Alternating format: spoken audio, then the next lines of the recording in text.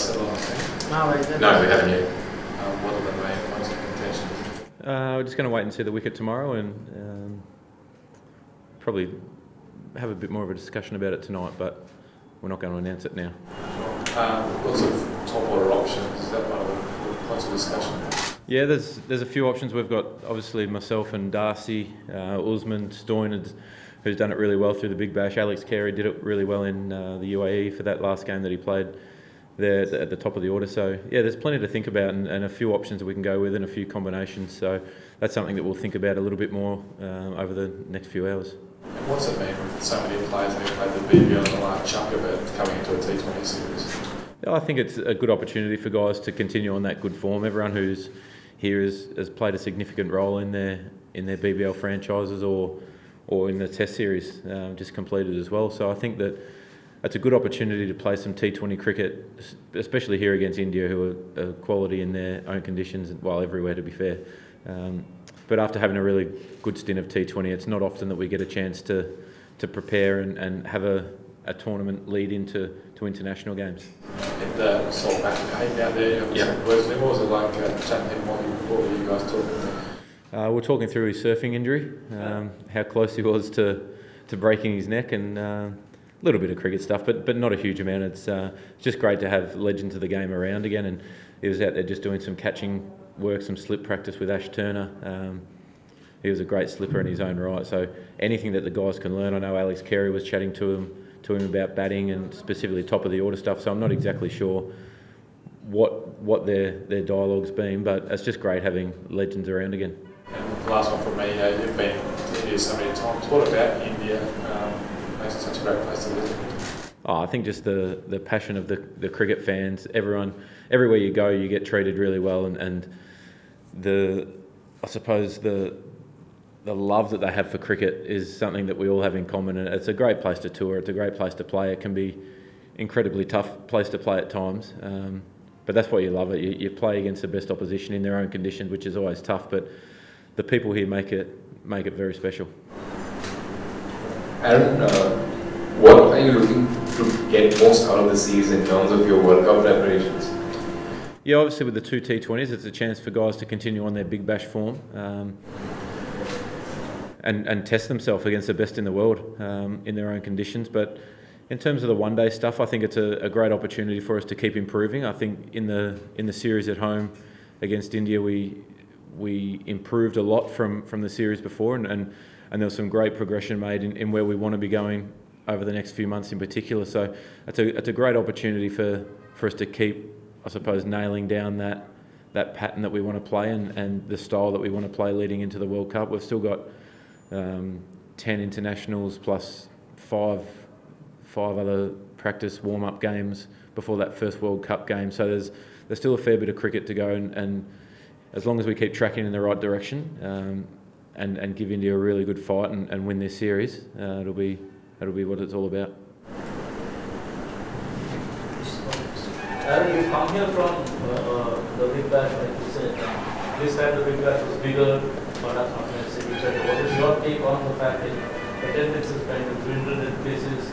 Do you think it's the right size, or do you think you need to go back to lesser games? No, I think the amount of games was right. I think 14 games was fine. I think maybe it could have just been a week shorter or something. You can maybe play a few more double head matches, and it's always tough when kids are going back to school and families are preparing for that. So midweek games starting at 7 or 6:30, 6:40. It's going to be tough for families to make it out all the time with kids having school the next day and things like that. So I think 14 is still the right number though.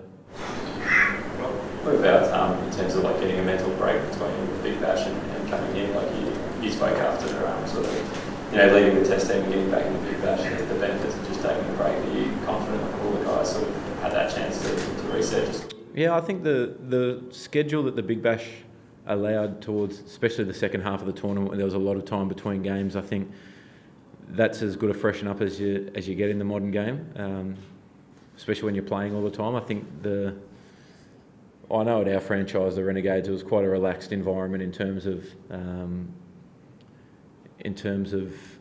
wasn't a huge amount of meetings, there wasn't a huge amount of commitments for guys outside of training and playing. So it was a chance for them to be able to freshen up and really, I suppose, just focus on and be really fresh for the games rather than being rather than having to worry about where to be on certain days and extra stuff that comes along with playing cricket at a high level. So I think guys like myself and Pete, Maxi, would have still got a lot of a freshen up during that period, and there was a lot of time spent at home during that time as well, which was nice.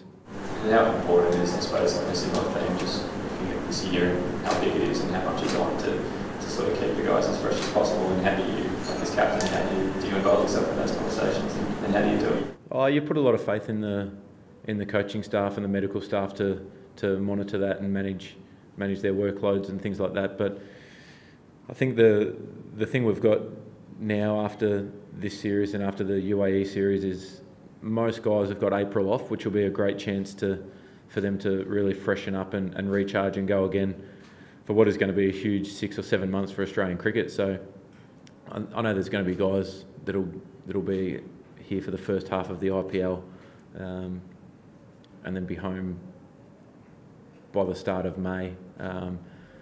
So April will be a really crucial period for guys to be able to take that time off and get away from cricket and really mentally recharge.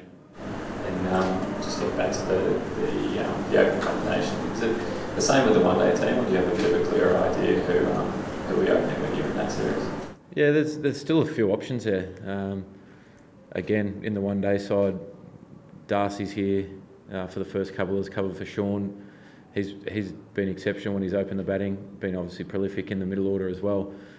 Usman, myself, so there's still a few options there. Alex, so there's still 3, 4, 5 combinations that you could go with in that regard. So it's probably a little bit clearer than what it is with the T20s, only because guys have probably done it more recently in T20s as well. And there seems to be just do a one-on-one. Yeah, it's probably outside. There seems to be an expectation that there's a bit of spot warming for David Warner, that he will be opening with you in the World Cup. Is that sort of fair, or do you think there's a genuine chance for someone who really impresses in this next month to open? No, I think definitely there's a great opportunity for guys to come and really challenge for that spot. And we've seen Davey obviously have some elbow surgery recently, as well as Steve. So for that to be in the back of your mind as well, that if things don't go 100% right with their rehab or they have some complications with it and they're not back in time, it's a huge opportunity for guys to step up and almost cement their place going forward for the next little while. But there's also things you can juggle around in one-day cricket. I've batted in the middle order quite a bit, a little bit over the last little while. Davey's done it the odd time. So whatever we feel is the right combination at the time, I don't think anything's out of the question. And you spoke about the style of play. How challenging is it to stick to the style if you don't get instant results? And are you sort of tempted to tinker with the style? Yeah, that's a great point. I think at times we've been really committed to a plan and a style and a way that we want to move forward in the one-day game and T20 game, and like you said, you lose and you lose a bit of confidence in that style. So I think it's really important to make sure you're matching up what is performance related and what is actually on the right track. And if you work back from where you want to be to, I think that you can plan it out a little bit easier, and you understand that guys aren't always going to have their best day every day. It still might be the right style to play, but it just didn't come off that day. So to be 100% committed to that is really important, and something that we've got to be mindful of, or we've had to be mindful of when things don't go well. You don't just dismiss that and move on and try a new style straight away, or a new strategy, or restart again. It's about making sure that we're committed to what it is, and you take the ups and downs on the way, because we know that if we get it right, that it's as good as anyone else in the world, and we can beat anyone. So it's about sticking with that and making sure that we're 100% committed to it. Ask a question. Yeah. Aaron, obviously, Virat in his press conference mentioned that this is Marcus Stoinis as someone who he feels that is a potential threat in the Australian team, given the success he had in the recent times, and also he did well against India in the recent one-day series. Yeah, absolutely. He's someone who can bowl 10 overs, bowl his 4 overs in T20 cricket. He can be at the top of the order with the bat. We've seen him be really successful in the middle order as well. So to have someone who's as flexible as that is a great asset in your team, because then you can build a team around them and they can almost fill any hole that you need. If there's a weakness somewhere, they're generally the best person to fix it, and you can shuffle it around them. With the ball, they provide so much of a chop out for other guys that if it's not someone's day, then they're filling that void and still bowling their overs in their own right. So having an all-rounder like Marcus in your side is so crucial, and you've seen with India, when Hardik Pandya is fit, that it makes the balance of the team so much better. Ben Stokes for England. It's just a huge asset to have a really quality all-rounder who bats and bowls equally as good and can fill a lot of different roles.